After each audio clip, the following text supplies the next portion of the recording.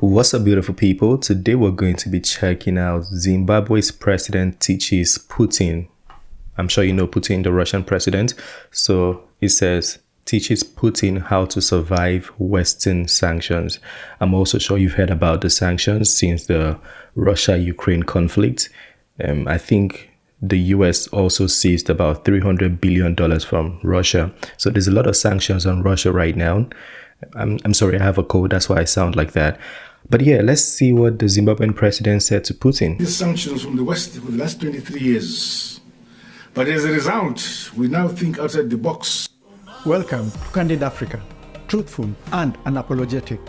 In view of the sanctions imposed on both our countries and the subsequent challenges in undertaking US dollar denominated transactions, Zimbabwe is agreeable to pursue alternative autonomous solutions and the use of alternative forms of payment for various transactions. I'm happy that the Russian Federation has already accomplished this as a result of the sanctions imposed on your republic. Your Excellency and dear brother, allow me to convey my sincere gratitude for the donation of 11,000 metric tons of potash fertilizer and 9,000 metric tons of ammonium nitrate fertilizer. This gesture is true testimony of the friendship of the Russian Federation to the people of Zimbabwe. This further reflects your personal commitment to support the 11 tons of potash transformation of our country's agriculture in the attainment of food security and sovereignty. I thank you. May I also inform you that for 3 years now, Zimbabwe is food secure. With the model of agriculture we've adopted and the support we've received from your country, I believe that Zimbabwe will remain food secure. Most notable is the deepening cooperation between Zimbabwe and Russian Federation in advanced science and space technology. I recall the Joint Research Implementation Agreement between Zimbabwe National Geospatial Agency, ZINGSA, and the Southwest University on Space Science and Technology Innovation, which was signed in October 2021. This has ultimately led to the finalization of the design, manufacture, and assembly and the testing of a satellite, ZimStat-2, under which scholarships were offered to Zimbabwean students to study in the Russian Federation. Additionally, the Russian Federation provided 20 scholarships through Radny University in various fields of nuclear education. The 20 candidates under the scholarships are scheduled to commence their studies in September this year. Our Zimbabwean institutions are ready to promote more direct partnerships with educational and research institutions of the Russian Federation. May I also, Your Excellency, mention that in the same vein, I acknowledge the support of the Russian Federation of the Museum of African Liberation Project being hosted by Zimbabwe, hosting for the African continent.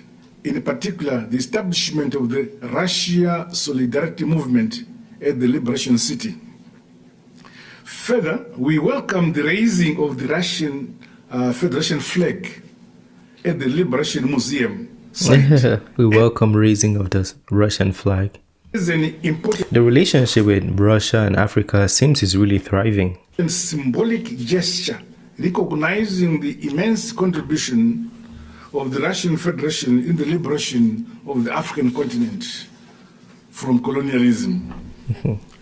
On international cooperation, Your Excellency, the solid collaboration between our two countries at multilateral fora, more so against continued Western aggression against the two countries, Zimbabwe strongly opposes the use of sanctions as a foreign policy tool which undermines sovereignty of nations.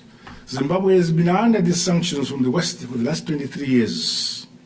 But as a result, we now think outside the box and use our domestic resources to grow and expand our economy. May I highlight that Zimbabwe intends to bid for a non-permanent seat in the United Nations Security Council for the period 2027 to 2028. We appeal for the support of the Russian Federation. Similarly, Zimbabwe submitted a request to you, Your Excellency, to join the BRICS New Development Bank. Oh, Zimbabwe is trying to join BRICS, because you cannot just join the development bank. You're going to have to join BRICS. There's going to be BRICS. We equally count on the support of Your Excellency in this endeavor. Your Excellency, allow me to personally state that Zimbabwe is in solidarity with the Russian Federation in your country's special military operation in the Ukraine. As current chair of the Kimberley Process Certification Scheme, the KPC, Zimbabwe unreservedly condemns the unjustified and vindictive ban on the sale of Russian diamonds on the world market.